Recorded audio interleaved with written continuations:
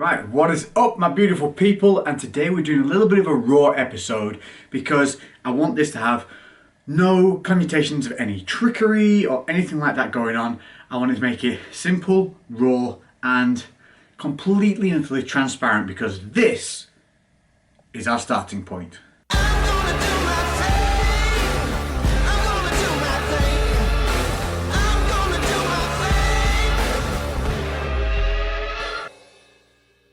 Two quick updates before we get into the meat of this video. Number one, you guys have been voting Lainey to go through for the Health and Fitness Magazine International kind of inspirational person, and she won the regionals and she's now through to the internationals, and it is still a voting competition. So what I want you guys to do, please, is to carry on. Please show your support for Lainey. The link to the vote is literally in the description. All you need to do is click it and click vote, click and you're done. But it's one of those daft systems where you can like multi-vote a couple of times a day, every day. So if you feel like it, if you have the patience for it, please guys, keep showing Lainey that love and don't let someone with a spammy Instagram following win just because they're spammy. Let's have someone legitimate go through. I mean, she's generally helped people change their lives and she's very motivational. She helps me every day, all day. She does so much more than you guys ever see. And I 100% wouldn't be where I am without her and the help that she puts into just keeping me going day to day. Fist bump.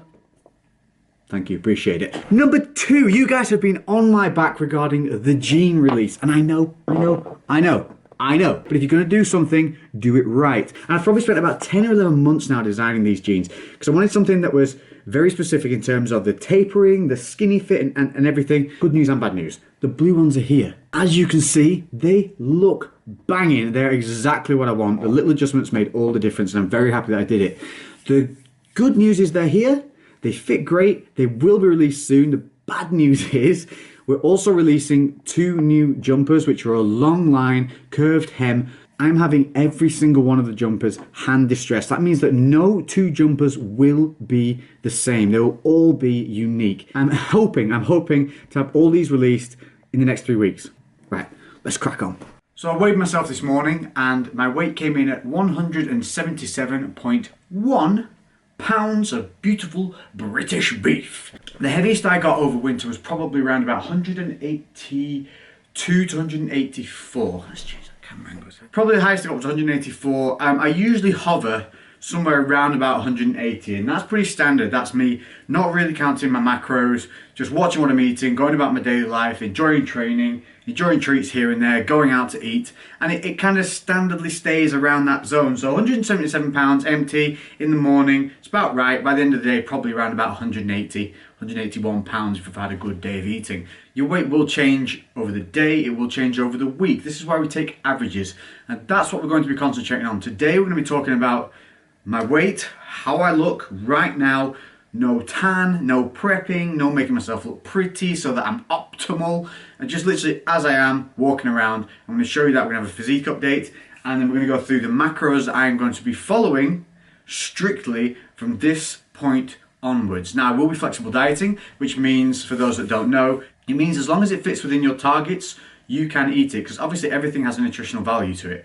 There is a protein, carb and fat content. Alongside that we have the micronutrients, but the main things that you need to focus on for body composition is the fats, proteins and carbs. You could eat McDonald's twice a day, every day, for 8 weeks, 10 weeks, 16 weeks, as long as it fit your macros and still get really lean and look good. You would feel like crap, your skin would be crap, your hair would be crap, your energy levels would suck, but your fat would still come off. The body works just on a simple biological basis. Calories in versus calories out. Balance of those calories that you're putting in. If you optimize the balance, keep it consistent, results will come. But what we're talking about here is a healthy lifestyle. That's what we're going to be looking at day to day. Health, day to day functionality, and a physique that is consistently maintainable year long. That's my goal. There is never a need to get overly fat in order to put on size, and there's no need to starve yourself and feel shit to get leaner.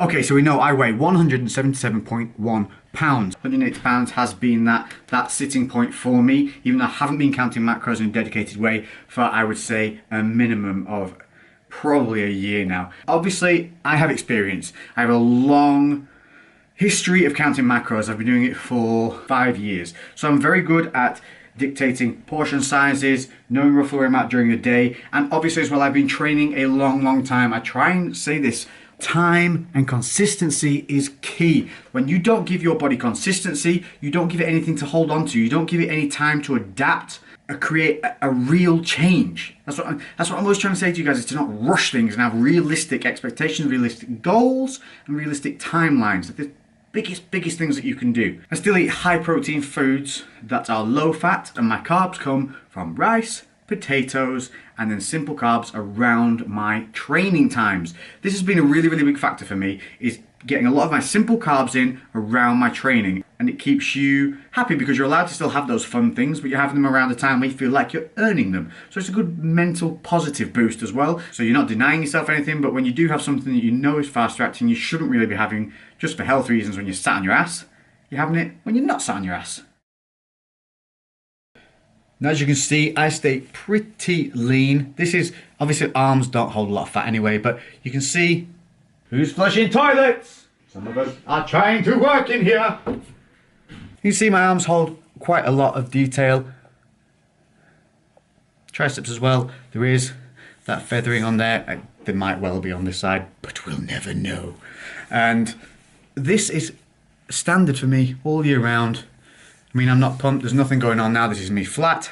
And I would say a little bit of fat loss has already started by simply upping my cardio levels, upping my activity levels in terms of cardiovascular endurance, as well as utilizing my muscles in a more functional method that is more demanding than simply weightlifting. Just the fact that all the muscles are being used much more, all my serratus, more core muscles are being used, so they're being activated again, so they're holding everything a little bit tighter, which makes everything in turn look a little bit better.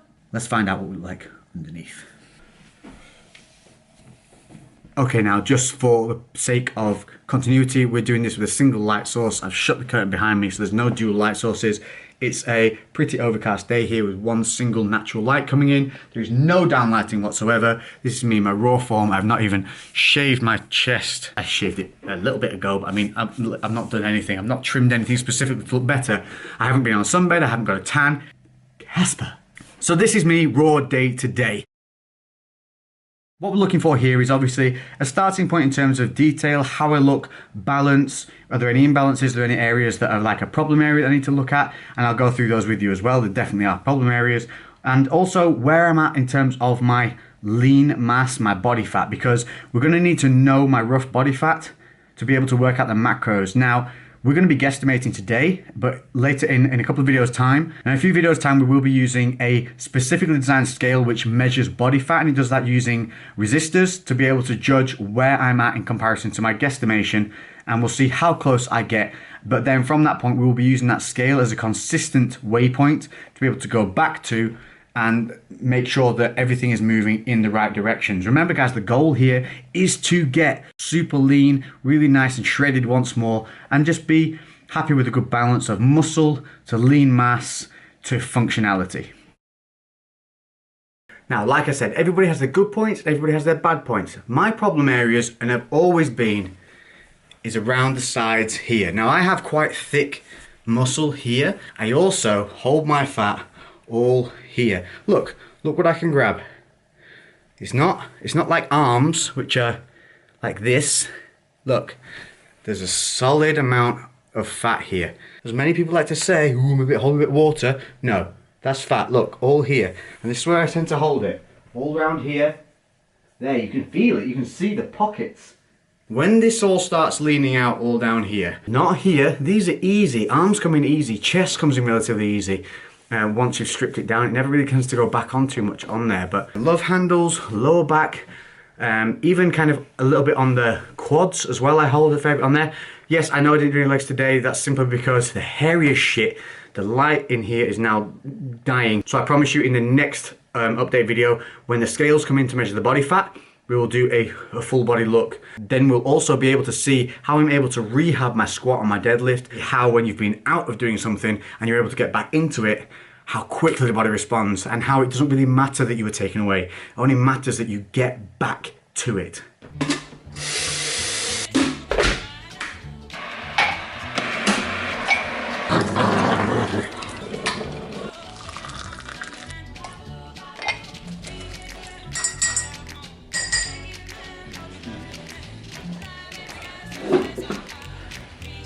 So there you have it. You've seen me in my raw form, and obviously I'm in no way in bad condition. I know that, but I shouldn't be. After 15 years of training, looking this way should be a standard. It should be. And I'm looking towards getting to more the extreme end of the scale again. So this is very maintainable with very little maintenance and just good, high intensity, high end consistent training after many years of building that foundation and holding on to the muscle.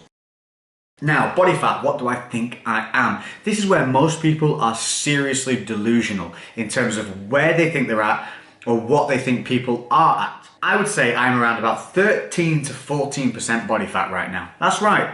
Now, obviously when I pose and flex the muscle and it presses hard against the skin, it's going to look better than when it's just sat, relaxed. And that's how you see most of us. When you're looking at Instagram pictures, when you're looking at us working out, you're looking at social influencers at their best. They're not going to post a picture of them kind of like this, mid doing nothing, are they? They're going to be sat. They're going to be, you know, I know that if I sit like this, I'm going to look good, rather than if I sit like this. If we do bad posture, nothing looks nice. If we push the chest up, bring the arms in, you know, make sure we're squeezing the fist to pop those forearms. And obviously, I can sit, this is me sat relaxed, this is me sat photo relaxed. You see, there's a very subtle difference. It's not massive, but it's there, you know. Obviously, we want pictures to be inspiring. We want you guys to not be lied to in any way. Obviously, what you see is what you get, but understand that people are posting things when they're at their best most of the time. So yes, most people are going to show you themselves at their best, but I also think it's very, very important for us to understand that nobody's perfect and we all have these same trials and tribulations that we have to go through on a daily basis. It's like I said, in that last video I showed you, the one where I was drilling myself through a routine, and it's called Breaking Point. The whole episode was designed around creating a positive trigger, something that helps keep you firing forward in times when you are physically being defeated. But because I was doing it in a MMA gym rather than a weights gym, some of you were like, can you go back to the gym? I liked it when you're in the gym. You have to be able to extract information yourselves, guys. You have to be able to take what's being told to you in terms of the lessons that are being taught, in terms of the mentality, the help, the inspiration that is there in the words that are being spoken, rather than the environment in which you're seeing them. You should be able to learn from somebody who has been fantastic at business or fantastic at ridding themselves from an addiction. You should be able to apply those same two things to working out or achieving goals in your life. Not everything has to be spoon-fed to you. It's so frustrating when I want to create different content to create you guys interested, but then some of you are so set in you only want to see one thing, that you're missing all this additional information that is there for you to grasp. And I think this is why so many people end up with these really bad habits or lack of knowledge. Sit back, relax, take in what you're watching. When you're watching something, don't have your phone in your hand as well. Focus on what you are doing. Focus on one thing at a time, and you will take in so much more. And I'm completely guilty of doing exactly the same thing. Terrible for it. So let's work on that together. Back to the macros. At 177.1 pounds, 13 to 14% body fat. If I was to put this through like a generic macro creation calculation scale thing and not do it the way I do it, which takes into account my activity levels, my age, my height, my work life, the training that I'm going through, plus knowledge of my past training ability and length of time in training. If I was to put it just through a generic, it would give me a rough value of 230 to 240 grams of protein, 190 carbs, and around about 60 fat, which is super low. The macros that I will be hitting will be 210 protein, 280 carbs, and 60 fat. Now, I'm a low fat kind of dieter. I always have fats left at the end of the day. I don't struggle to hit fats. I struggle to reach the target goal. I like to put a lot of my calories through into the carbohydrates because that's what my body responds well to. That's what I respond well to. Now, later on down the line, I'll probably spike protein a little bit as my food has to get pulled, if my food has to get pulled down any further. This will be an organic macro count, meaning it will change week to week if it needs to, and I will adapt it. I do not want to be seeing at this stage more than 2 pounds of weight loss in a week. If I see more than that, I'm gonna up the macros. After the third week of counting macros, if I see more than a pound a week, because of the level of where my body's at in terms of leanness and lean mass, then again, the macros will come up. If you have too many variables, you don't know what's working and what's not working. So what you don't do is adjust cardio or output as well as your macro numbers, because then you don't know where you're at. So you do one or the other. My advice to you is start with high macros and start putting the activity levels up first. When you reach a maximum activity level that you're happy with and you don't really want to be pushing much more, then start pulling the food down if you've hit a plateau. But obviously everything stays as it is and nothing changes if that weight loss keeps consistently coming off week to week. You're going to take an average of each week, which means you weigh yourself every morning, but you don't care what it says. You just take that weight, you jot it down, and you walk away. You don't dwell on it, you don't panic about it, and over the 7 days, you add those weights up all together, then divide by 7 to get your average. That average versus the next week's average is what you care about, not the day-to-day, because day-to-day, you can have fluctuations up and down all over the place. The further you get into the diet, the less fluctuations you'll see. So don't start too high on anything, don't start too low on anything. Remember, if you get something wrong over a week, it doesn't matter. You're not going backwards. All that's going to happen is you'll stay where you are and you adjust for the next week and you start moving the body back in the right directions. No need to panic. Consistency. Time. Trust me. Okay, the training. We will still be in the gym. The next video that you see will be me back in the gym hitting the compound movements and talking you through them, taking you through some vital error points that a lot of people tend to hit, and hopefully, that's not a word, hopefully steering you on the right path to maintain technique throughout your workouts and be able to develop real gains in both strength, technique, and mental boundary pushing. So I'll be hitting up the major 3 things, which will be deadlifts, bench press, squats. They will be in, week out, because they are core fundamental exercises. The only reason you shouldn't be doing these is if you have some form of injury or debilitation which stops you from being able to do them, in which case find an alternative. I will be doing 3 days a week minimum in the gym weight resistance training. I will also be doing HIIT training in terms of resistance training. So that's not being on a treadmill running. I mean, I will be doing fast-paced weighted workouts. Now, there will be higher volume and they won't be heavy weights. There'll be lighter weights, higher volume, but there will also be minimum of 2 compound days in there focusing on low reps and higher weight form technique on the major 3. So for all of you that were worrying that was it for the gym, that there's no more, don't be crazy. This is about balance. It's about doing everything, trying every avenue, and then finding that happy medium and bringing it all together. So how's my training going to work? It's going to be roughly a 6-day week. That's going to be 3 days of MMA, which will be striking, grappling and conditioning, and then 3 days in the gym doing resistance work, 2 of which will be focused on the compounds, as I said. Taking a rest day at either midweek point, which will be the Wednesday, or I'll take a rest on the Sunday. It depends how I'm feeling, and again, this is going to be organic. You go with how you feel. If you're having a high energy day on a day when you should be resting, it's fine to go and do something. Just make sure you put that rest day in afterwards.